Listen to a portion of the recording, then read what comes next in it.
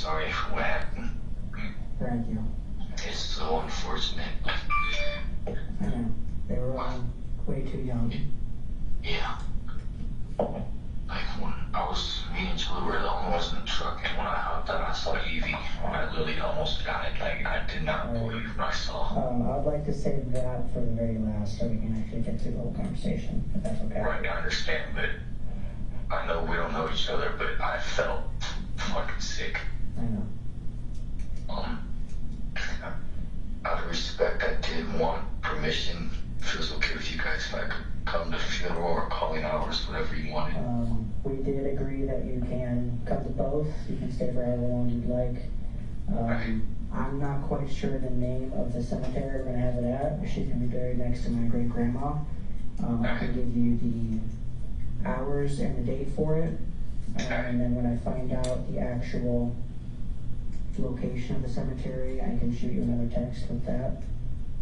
Yeah, So if you're ready for the date and hours, then I can give you that right now. Yeah, you can send me. Alright. Not like, Alright. it's not, the crash doesn't bother me, it's what I saw and who passed is what hurts, but. Alright, yeah, then I'll text you that after this. So. I know we don't know each other, I'm not family, but out of respect, I thought it would be nice to show up. I mean, she was a friend to me too. I get it. I would just like to confirm who was driving the car. That was Julie. Christine's mother. That is Christine's mom? Yes. Alright. Do you know if there was drinking or any supplements involved? In the trunk, no, but I know she was drunk. I didn't notice it at first. Alright. But as soon as we left, I felt something was wrong. I like to think positive, so I didn't say nothing. I didn't really think negative. Alright. I'm not that type of person to think negative. I always think positive, but that wasn't the case. But, yeah. Do you know if she was taking any drugs at the same time? Earlier that day? I don't think she did drugs. I think just alcohol. Alright. Do you mind telling me how many exactly people were there in the car? I know I've read a lot of about the articles. There was 8. Yes, there's 8. The article is off. I mean, I know I was in an accident. Usually people don't remember, but I have a photographic memory, and I was the least injured. But I do remember everything from when we left to after. Alright, whenever you guys are more stable, you can always ask me more information, I'll tell you. Alright, would you be able to tell me where everybody was sitting in the car? Yes. Julie, you may not be familiar with all the names, but just ask if you need. Can you go from Julie, left to right and then back left to right? Yes. Alright. Julie was the driver. Okay. Marlena was the passenger in the front seat. Elena? Marlena. M-A-R. Yeah. L-A-N-A. M-A-R-L-A-N-A? Yes. And do you mind me asking who she was? That was Aunt Julie's daughter, which is my cousin. Marlena and Christine are both Julie's daughters? Yes. And then Austin and Garrett were Aunt Julie's sons. I was Aunt Julie's nephew. Those were my cousins. Alright, what about the back seat? The back seat. I was in the far left behind the driver's seat. Alright. Austin was next to me. And there was Garrett. Evie was on Garrett's lap.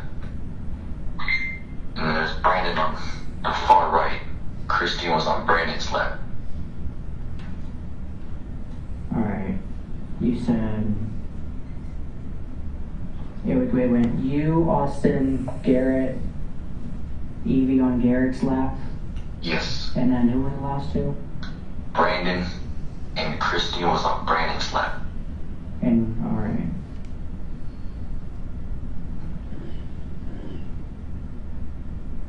And now I'm assuming since they were on their laps that there were no seatbelts? I was correct. I was the only one that had no. I didn't have my seatbelt on at first, but I felt something was wrong, and that's what made me put mine on. Okay. But yeah, I'll tell you more, but now's not the time. And I would like you guys to know the full story. I get it. Just whenever you guys are okay to hear. I get it. Alright, the next question I have for you is, what activity was in place beforehand that led to the actual crash? We were on the way to the cemetery to visit Julie's husband. He had died 2 years ago in a motorcycle accident. And yesterday was his birthday. So we were going to visit him. Okay. So you were on the way to the cemetery, and what cemetery were you heading to? I don't, they said it earlier, I just don't remember the name of it. But I can ask, and we'll let you know if you want to know. Alright, yeah, that'd be much appreciated. I mean, I'm the only one up right now, so everyone else is asleep, but I'll let you know as soon as possible tomorrow. Alright, I have a few more. I'm just basically going to list off a few things, and I just want you to answer yes or no if she falls under these, like any of under these categories. Is that okay? Yeah, go ahead. I mean, I'm okay right now. You can just ask me whatever. Alright. Was she distracted driving, as in texting or on the phone or anything like that? Anything that fits that nature? As far as I saw, no. She did have a cigarette in her hand. Okay.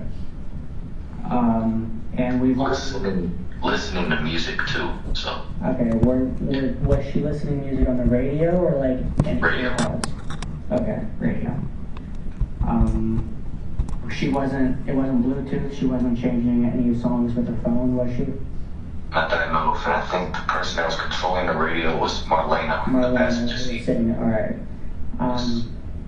And we've already kind of hit this one, driving under the influence of alcohol or drugs. You did say... Yes. Alright. Alcohol. I know for sure. Yes to alcohol. Alright. What about speeding? Or driving too fast for the conditions at hand? Yes, I hate to say it, but it was over 90. So if you were to give me a rough estimate, you'd say it'd be over 90? That's what I heard. It was over 90 pretty much since we left the house to when we crashed. The road on that turn was 45. We were at least 90 to 100. Yeah, I know. I went and visited the scene earlier today. Sorry you have to see that and have to suffer. I mean, I don't know you guys, but it hurts me that me knowing you guys are suffering. Thank you. Evie, she was a sweet, innocent girl. Like, she did not deserve that. She was. Everyone loved her. From the bottom of my heart, I am sorry. Thank you. Now, I'm not sure how many stop signs there are or red lights you guys have passed. Did she fully stop at any stop signs? Did she roll through any? Did she just fly through any that you know of? When we left the house, we were on Peck Road. We were going straight all the way down. There was no stop signs or lights. No. Okay. And another question to piggyback off the driving. I know that is a curvy road. She wasn't, you said she was going 90 all the way, a rough estimate of 90 all the way. She wasn't slowing down. It was 90 over. Alright. Yeah. Now, on top of her being drunk, did she seem, how out of it did she seem? Did she seem sleepy, drowsy, super sad, anything like that?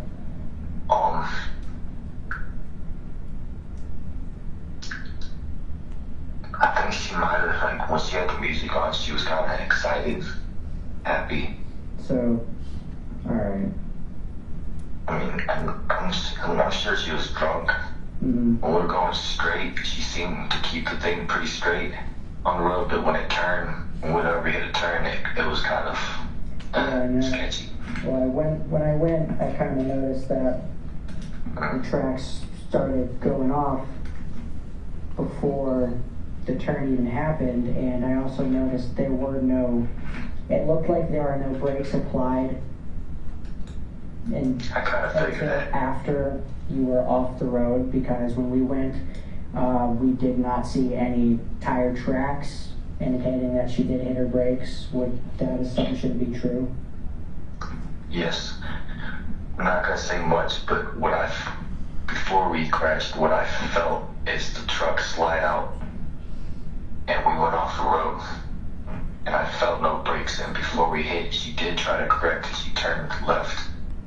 That's how the truck hit on that one side only. So the truck hit on the left driver's side in the front? No, the right side. The entire right side of the truck is gone. The tree. So she hit the passenger side into the tree? Yes. She did try to correct it, otherwise none of us probably would have made it. It's unfortunate that 3 are lost and then the others are in critical condition, but yeah. Alright.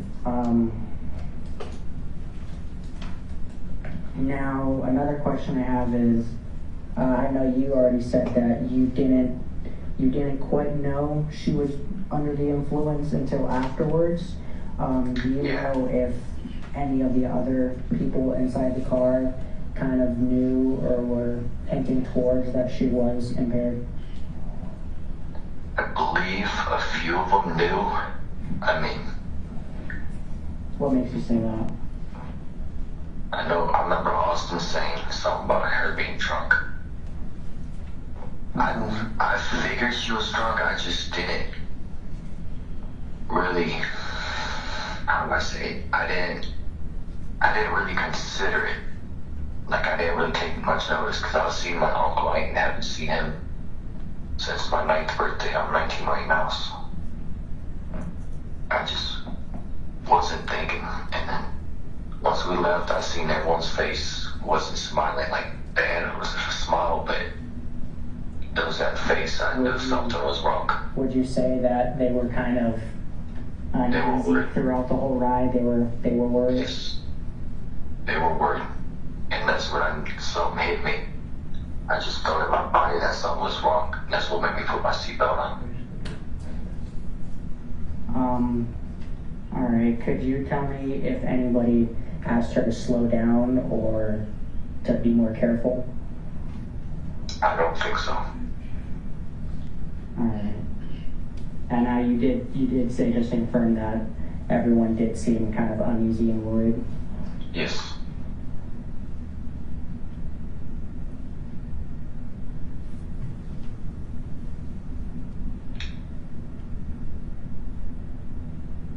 Alright, was anyone hesitant to get inside the car? Like, was my little sister hesitant to get inside the car? And if so, was it a group mentality, like a group persuasion to get her into the car? Or was it kind of somebody individually? I can't give you a forward answer because I was the first one in the truck. Okay. But when I seen everyone come in, we were all in. Alright. As far as her wanting to go or not, I'm not sure. Now, if I knew, I would let you know. Alright, then another simple way would be, how was her attitude or her personality upon getting into the car and getting on top of Garrett's lap? Was she excited? She happy? Stuff like that?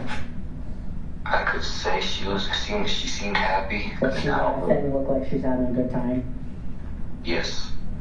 Then I think I might have caught them when they weren't smiling. That's when it hit me, and something wasn't right. All right. How long would you say you were driving for? It was like my car or riding. Riding with Julie. How long would you say you were driving until the crash? The speed she was going, it was even, to me, what felt like it was even not even 5 minutes with the speed she was going, but that's what it felt like to me. Alright. Would you be able to tell me, you said you looked over and you saw them and they weren't smiling, they kind of looked uneasy.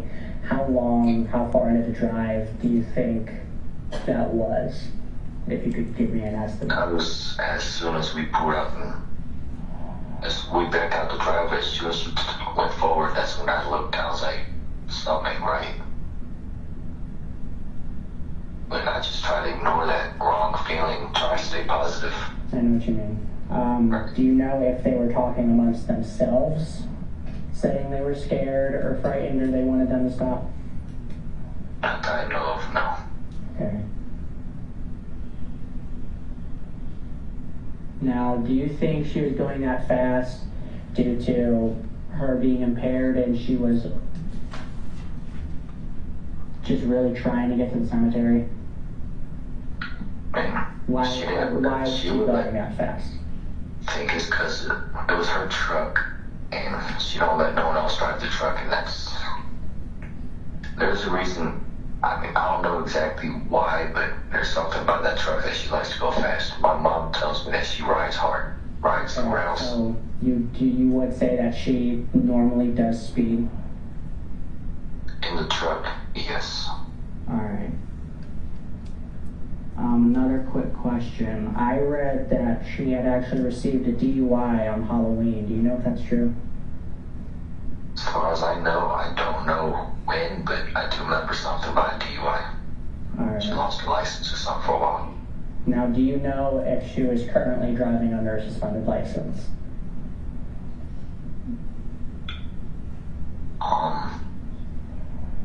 As far as I know, not that I know of. Jesse, which is her boyfriend, was the one that drove her everywhere. All right. All right.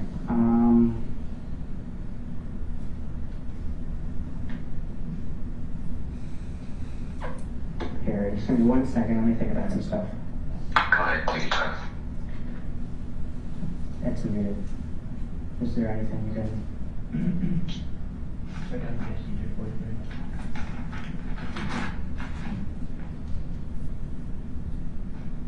Make sure you think.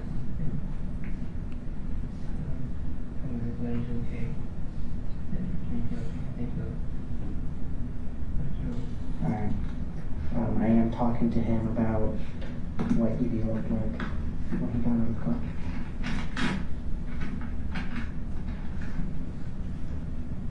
All right, Jesse. I'm not Jesse. All right, Matthew. I'm back. All right. Now I am glad that you did get out of the crash okay. I'm happy for that. I'm happy for everybody else that made it. We are obviously very sad about Christine and about all the others that passed and that were hurt. I too. I mean, it hurts me because I was cousins. And I wasn't there. I was only there for like a few months, and I haven't seen them since my 9th birthday. So yeah, I know what you mean. It was hard. I know what you mean. Now I was wondering that the question that I asked you over text. Over what? Over our text messages. Yes. You said that you do know what she looked like. She was thrown from the vehicle when you got out. You did see her. Yes, the way I saw her is where I almost died. Like, I did not believe what I saw. All right. Are you willing to tell me? Yeah, I mean, if you're able to. Yeah, it's best. When we crashed, I felt the truck slide out, and I knew she was going down. I just held on to brace for impact. Mm-hmm. My reaction was like, oh shit. Excuse my language, but You're okay. we hit, and after we moved, or tumbled around, whatever happened. Did you guys spin the vehicle? Not spin it, but actually flip the vehicle at all? I heard somebody say we flipped. That's what it felt like to me, but I don't think we did. I'm not positive. Like, Right, my so- eyes were closed, and I braced for impact. I just know we slipped off the road, went to the ditch, and came over. Next thing you know, we hit the tree. The entire right side of the truck was gone. What do you mean? What do you mean by gone? Just ripped off. As in separated from the rest of the truck? The truck wasn't in half. I mean, if you go from the right side of the engine to the wheels, front to back was gone. Yeah. So the cab where they were sitting? Yes. I believe Evie got ejected from the front since she was on top of Garrett's lap, and they were in the center, in the back seat. I believe Evie was the one that got ejected from the front, and then we hit the tree. That's when the roof and the side doors came off, and everyone else got ejected from the side. I don't quote me on that, because I'm not sure. No, I don't know for sure, because my eyes were closed. I didn't see it. No, I get what you mean. Right. But after we stopped moving, I opened my eyes. I'm like, oh my God, this really happened. I said, how about I seen Austin and Garrett. Garrett was under the truck. I couldn't get him out. I pulled Austin away, and I looked over at Evie, and like, her shirt was up over her stomach. I see her stomach, it was swollen. I was like, I knew she was dead. I got up in the front. This is where it hurts the most. The frame of the truck was on top of her skull. And that's where I almost felt like I just wanted to die when I saw that. I felt so bad.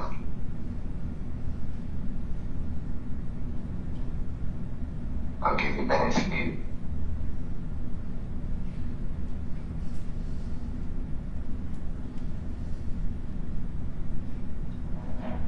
Alright, would you say it is safe to assume that she did die on impact? She wasn't moving at all after the crash, after you saw her?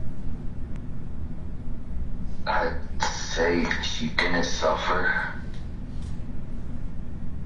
the injuries. I hope I'm not saying it's a good thing, but I don't want no one to suffer.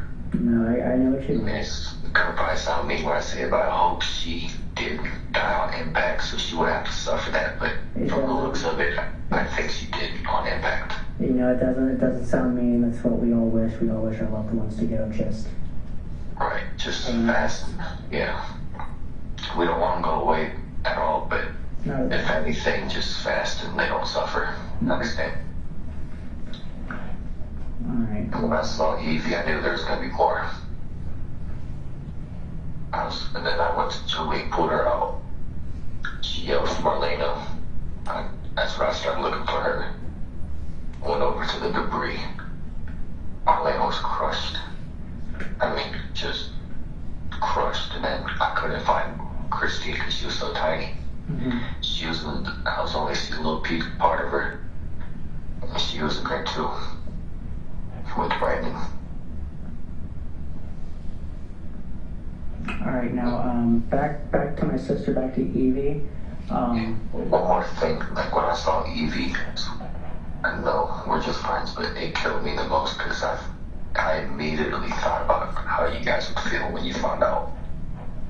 And that's what I couldn't get over myself for. Thank you. You're welcome. Alright, now you did say that she went out the front of the cab, right? I believe that's where she went. Alright, that's where you believe you had your eyes closed, right? Yeah, I'm not sure. I don't know for sure, but yeah, my eyes were closed until we stopped moving. Now, would you say that you said everyone else was ejected from the side of the vehicle? Yes.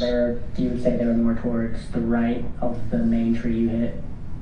Yes. Alright, now Evie, she went out the front. Do you know if she was she in between the car and the tree?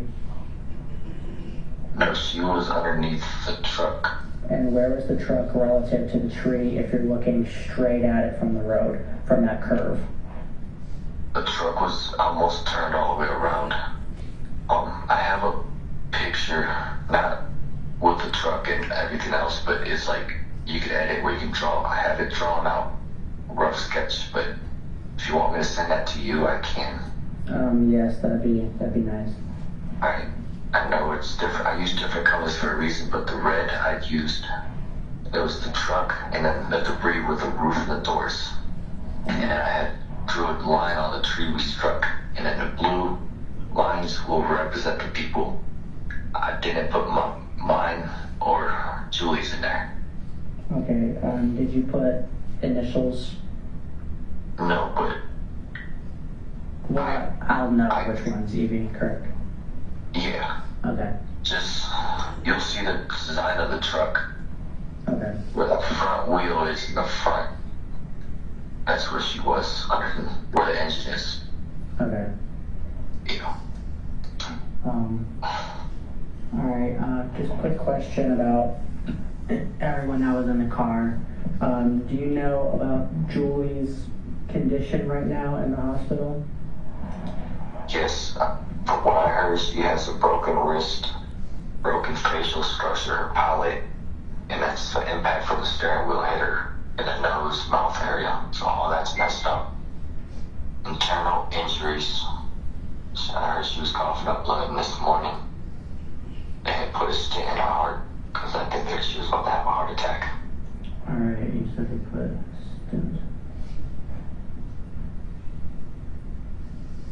Alright, because I did hear something about someone reading on the Record Courier that she had, or no, someone posted on Snapchat, my grandmother saw it, that she did have a heart attack and they had to do a procedure on her. Do you know that being true?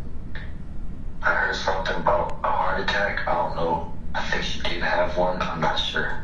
Okay. But if she didn't have one, she was close to having one. Alright, Julie, broken wrist, pretty much a broken face, internal injuries, and she had to get a stent in her heart, correct? Yes, and then her knees were, this wasn't at the accident, but her knees were messed up and her tailbone was broken. But that was before the accident. That was another time. Those are all the injuries she has right now. Said her knees were broken? Yeah, one was, I think, broke. The other one had been fractured and her tailbone was broken. But those three were before the accident. And tailbone? Uh-huh. Do you know where she got these injuries? Those were, I think, about a month or so ago. I don't remember when or how. Alright.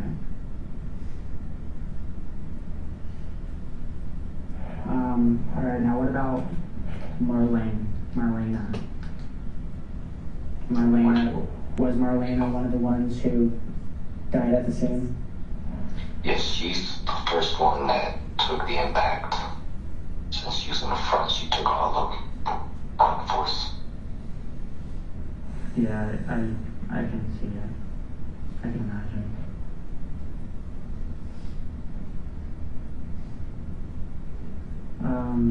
Now did you have any? I think I may know how Evie got out the car too. Alright, I can't say it right now. I gotta think about it for a while before I can say it. Holy shit. that's fine. Maybe we can talk about it at the end of this call. Right. Now did you suffer any major or minor injuries?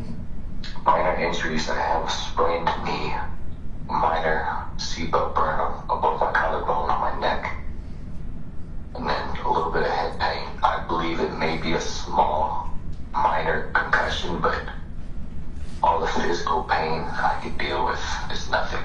It's just what I saw mentally is where I probably will never recover from. I understand. Austin. What about Austin? Austin's okay.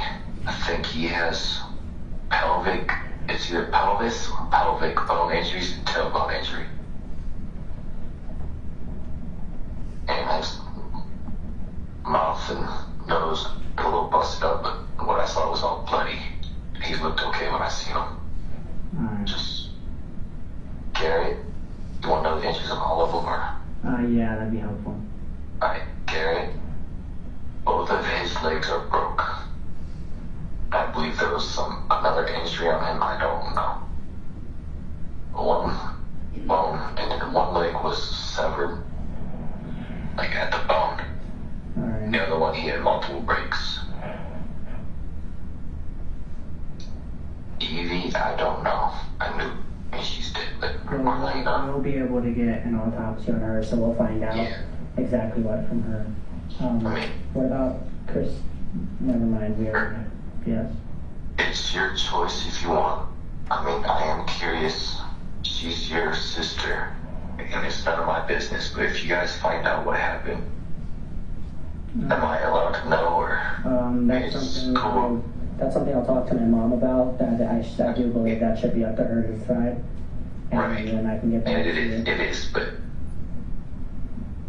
like I said, it's none of my business, but I am curious. I would like to know if that's okay with you guys. I understand. It's Thank you for cool. asking. It's cool if you don't understand.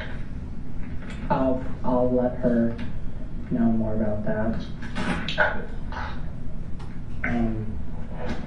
Well, I mean, that's pretty much all I can really think of at the moment. Would it be okay if I came up with anything else if I called you back, if I shot you a text? Yeah, I probably won't be able to respond tonight because I am tired. No, that's fine. I appreciate you staying up so late to talk to me.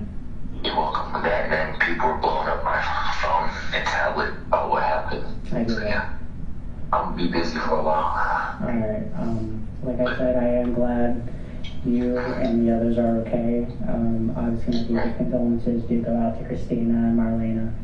And I hope that the twins, am I correct, Austin and Garrett, Yes, I hope they do get out just okay. they should be fine. Garrett will have some serious leg pain, but Yeah. Brandon was another one that did survive, and he has serious injuries. Brandon did survive. Alright. Yes, if you would like to know that, I can Yes, tell can you you. give me his?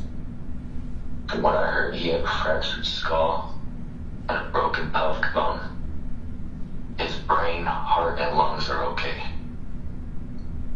And then the other thing I heard, he may be paralyzed, or he is paralyzed, but hopefully it's temporary. Alright, so he is paralyzed, hopefully temporary.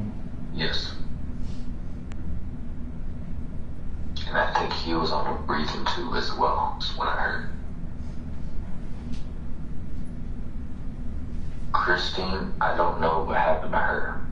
Only time I saw her, she was on her side, like you had your knees to your chest on your side when you're in bed. Yeah. And I only seen her back, and that's all I seen last time I saw her. that's fine. I don't need to dive too deep into Christine and Marlene. I will respect everyone else's privacy just like I expect people to respect ours. Right. I mean, I seen it all. It hurts, but it can't hurt me any more than it already hurts me now. I get it. Right. Alright, well, I'm actually done here for the time being. You did say it's alright for me to shoot you a text using my number or call.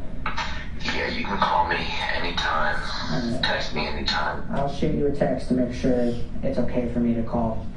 Yeah, I mean, I'm out of work for now. Alright. And I will have nothing to do, so yeah, I'm free any time of the day. And I will shoot you a text about where we're holding the service and the date and time. And when I find out the exact location for the funeral, I will give you that too, okay? Alright, thank you. Alright, well thank you for talking to me. You're welcome. Hey, it's really nice meeting you. I'm terribly sorry for what happened. You too, I'm sad I had to be on these terms. Right. Alright, well you have a good night, Matthew. You too. Alright, bye-bye. Bye. Thank you. One thing I did want to clear up, according to the medical records, and we had those medical records reviewed by a coroner, Dr. Dean, who worked at the Summit County Medical Examiner's Office and currently works in Cincinnati. We asked her about the allegations of the heart attack. She reviewed those records and indicated there was no complaint of chest pain to the responding EMS and none to the ER staff. Her blood enzymes showed no indication that a heart attack had occurred. Her first night at the hospital was described as non-eventful. The EKG given to her upon her arrival at the ER showed no indication of a heart attack. If she had suffered a heart attack prior to arriving at ER, this would have been documented, but there was no mention of it. The reason the stent was put in the following day was due to some blockage in one of her heart arteries, not due to a heart attack. The only chest pain she complained of was in relation to the accident, her on the steering wheel, not the heart. She did present with COVID, but she didn't have any respiratory issues. Her blood oxygen levels were normal. Your Honor, under the Ohio Revised Code 292911, the overriding purposes of felony sentencing are to protect the public from future crime, to punish the offender, and to promote the effective rehabilitation of the offender using minimum sanctions that the court determines to accomplish those purposes. In the instant case, there were 7 victims. 6 were juveniles. Certainly all of the victims suffered serious physical harm from the defendant's conduct. Driving callously while intoxicated and crashing into a tree at a peak speed. The passengers not only suffered extreme pain and catastrophic injuries, but Evangelina Montecalvo, Christine Shedd, and Marlena Shedd ultimately lost their lives in this fatal crash. These young girls had so much more living to do. They had so many gifts and talents to bless our world with. Evie was just 13 years old when her life ended. She was angelic. Her mother said she was good, so good. She was a sweet and sensitive little girl. Evie loved to help others, and she was a friend to all. People loved this child. Evie had a heart of gold. She attended Brown Middle School, and she was in 7th grade. Evie enjoyed animals and drawing and playing outside with her friends. She also cherished her time with family, and she loved spending time with her beloved brother, DJ, and her sister, Katie. Evie was extremely close with her mother, Melissa. They had this amazing connection. Some of their favorite times together were hanging out in the kitchen. Evie will forever be cherished, and she is infinitely missed. Christine was just 12 years old when her life ended. Christine had a joyful and adventurous spirit. She had a smile that would just light up a room. Family described her as the social butterfly who loved to talk. Christine loved the outdoors, camping, swimming, and bike riding. She too liked music and dance and basketball. One of Christine's favorite pastimes was hanging out with friends and family by the campfire. Christine had so much life ahead of her. She too will be sadly missed. Marlena was just 22 years old when she passed away. Marlena was a generous person who had a tender heart. She was the kind of girl who took in stray animals and loved to spend time riding and caring for horses. Marlena was fun. She could make a room laugh. She had a very endearing personality. Marlena had a lot of hobbies. She was a roller coaster enthusiast, and she loved team sports. Marlena loved being active. She was a remarkable bowler and pool player, and Marlena is deeply missed by so many friends and family. Your Honor, Evie, Christine, and Marlena were just too young to pass in such a tragic and cruel way. These young ladies' lives will be forever mourned by countless friends and family members. But this sad story doesn't end here, because what the survivors endured that day and every day since that day is shockingly raw and horrifying. Not only did the survivors suffer serious physical harm, but the memories of losing their loved ones was nothing short of ghastly. The accident scene was terrifying and dreadful for everyone to process. Brandon Kreutzer suffered dire injuries. He was just 15 years old when he was presented to the hospital paralyzed and unresponsive. Brandon was in a coma and placed on a breathing tube. He suffered a fractured skull, broken pelvis, broken leg, broken nose. He also suffered serious lacerations to his scrotum, his genital, his anus, his spleen, his scalp, and he was temporarily paralyzed. Brandon suffered serious physical harm and intractable pain, and he underwent major surgeries, and he was hospitalized for over a month. He currently has a metal plate in his pelvis and screws in his ankles. He's lost one of his testicles, and he wore a coloscopy bag for a period of 1 month. Prior to this accident, Brandon was a prize-winning wrestler at Ravenna High School, and he had a promising future in the sport of wrestling.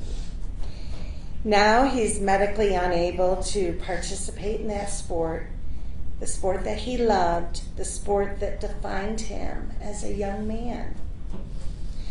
Garrett Shedd suffered substantial injuries as well. He was just 14 years old at the time of the crash. He was ejected from the truck and he suffered 2 fractured legs. His right femur was broken. His left leg was identified as having a broken tibia and fibula. Garrett suffered head trauma and was diagnosed with a concussion because both legs were shattered.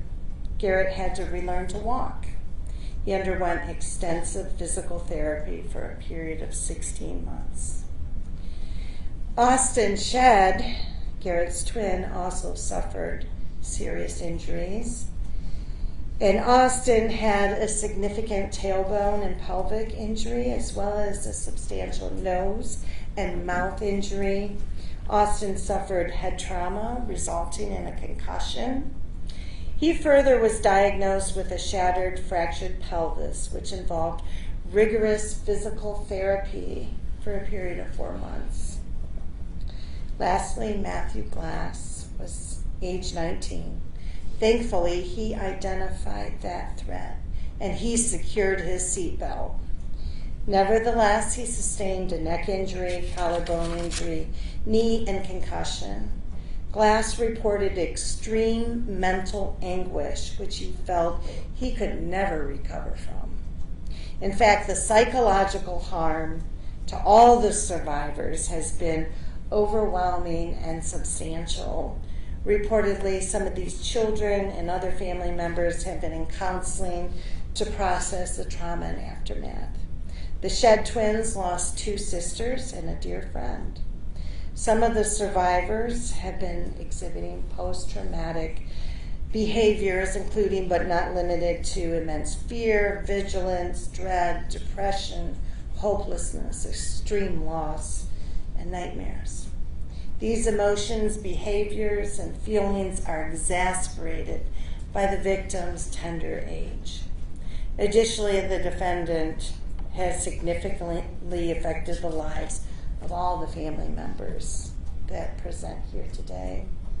Evie and Christine and Marlena's lives were carelessly extinguished due to the selfish impairment of the defendant.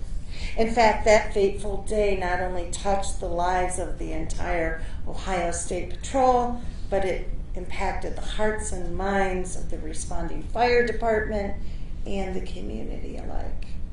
Certainly, the surviving victims suffered serious physical, psychological, and economic harm as contemplated under Ohio Revised Code 292912B2. The evidence demonstrates economic harm is also a factor in the case. Certainly, each surviving victim incurred time away from their jobs, loss of school, as well as incurring significant medical expenditures. Based on the aforementioned, maximum sentences are appropriate. Revised Code 292914C4 permits a trial court to impose consecutive sentences. In the present matter, the defendant was under court suspension and sanctions, and she was arrested for a high-tier OVI just 3 months prior to the deadly crash.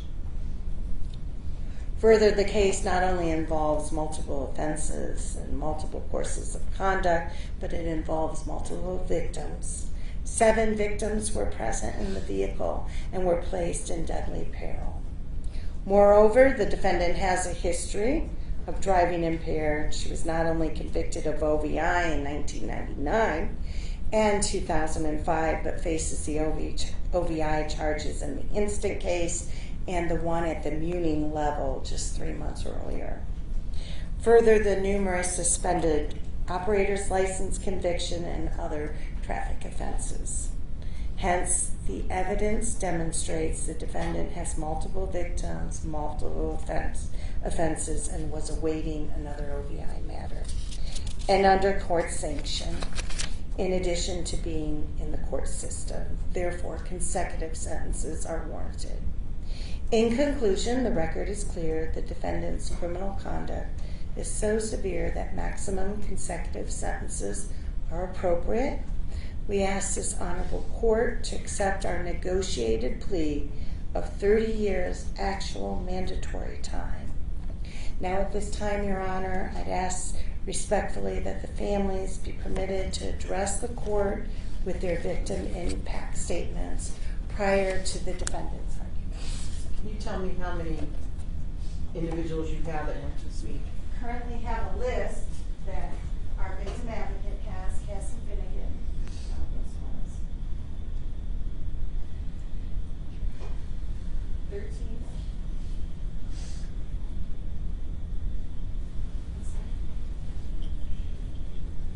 13 and then 3 or 4 to read. You call your first victim? Who is the first one on the list?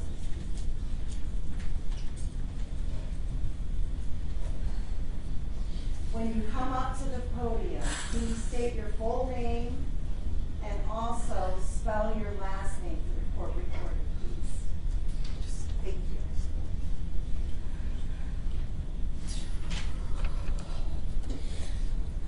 you. My name's Allison Quinn.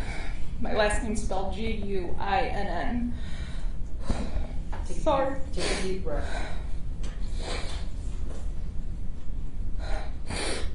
The events of December 13th, 2020 have affected me in many ways. I've known Julianne for 15 years now, and the crash was something I saw coming a long time ago, even before her husband's tragic death.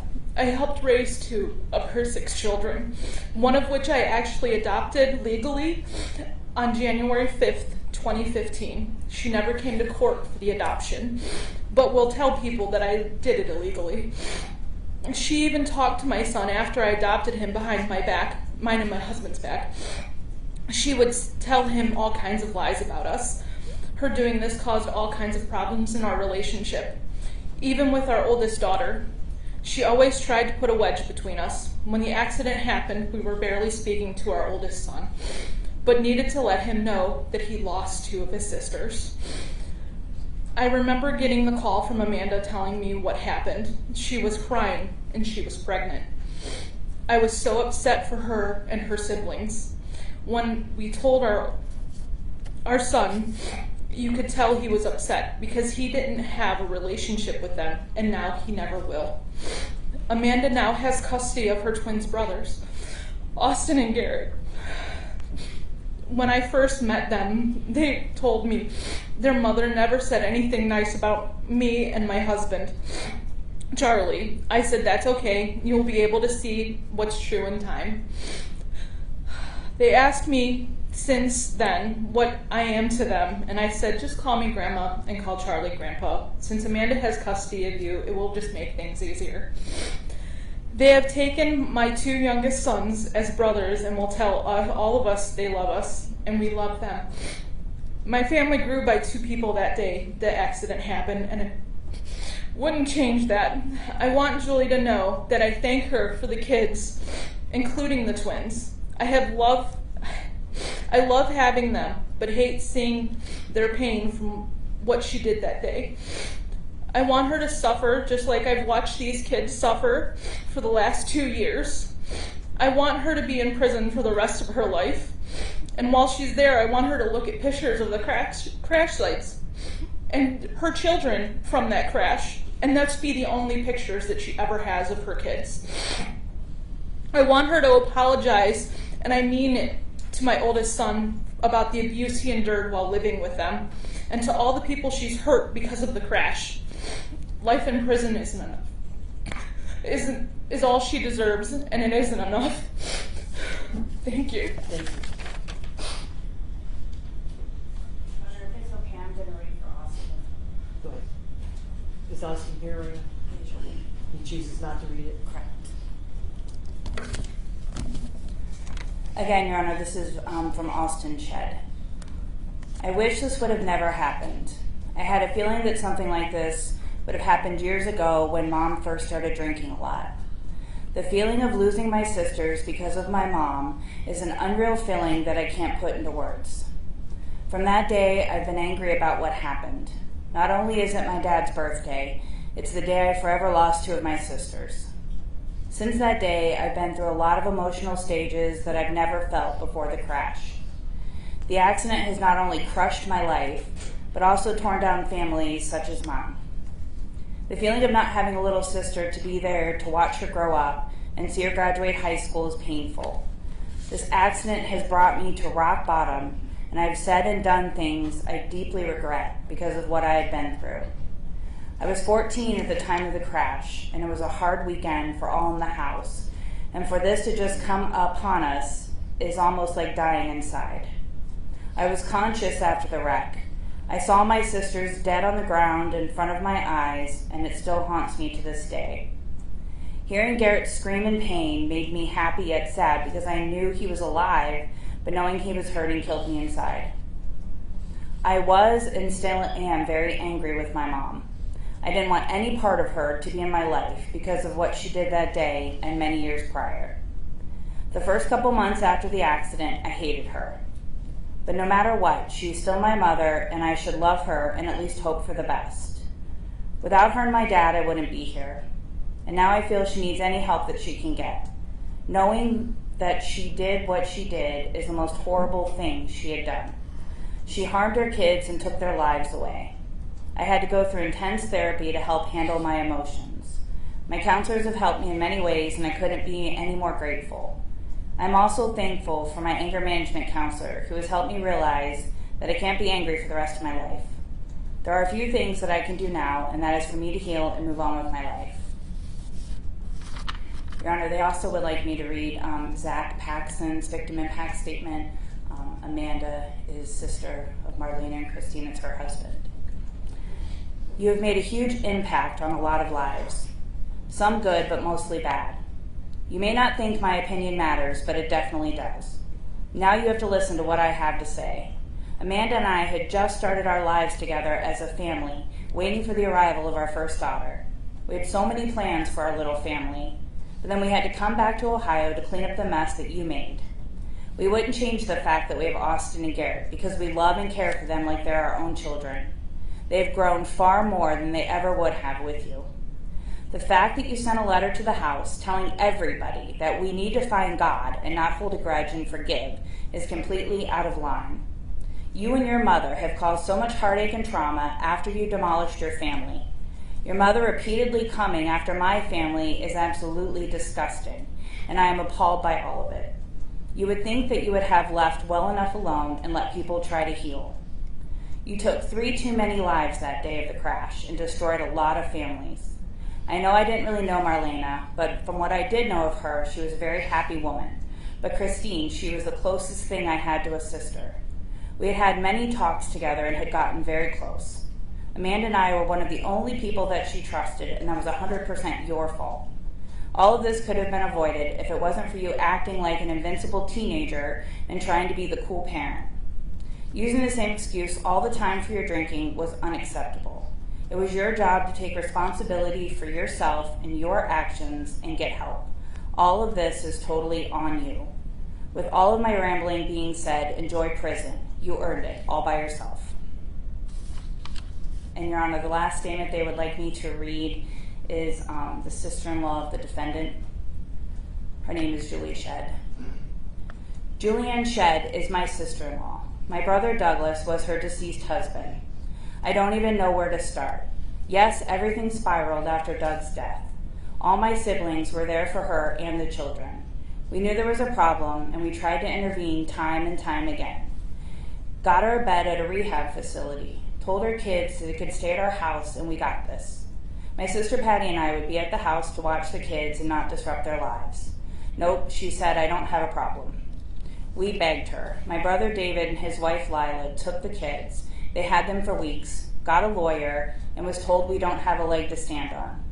There were multiple calls to Child Protective Services that fell on deaf ears. Would call her, no return calls. My brother David would stop weekly to her house and beg her. There were multiple people at her house constantly. We took the kids to camp with us on weekends periodically. Julie would take Austin, Garrett, and Christine's phones away so they couldn't talk to us. My 60th birthday, they all showed up. All the kids and Marlena too. Christine was talking to her older cousins about the horror stories going on. That following Monday, my brother David and his wife Lila said they wanted the kids for a mini vacation. Told Julie again, you have a bed in rehab and we got this. Well, she shows up screaming, I want my effing kids, and they left. Well, here we are today. She killed my beautiful nieces and Evie. Adults were in that house. No one stopped her. She had no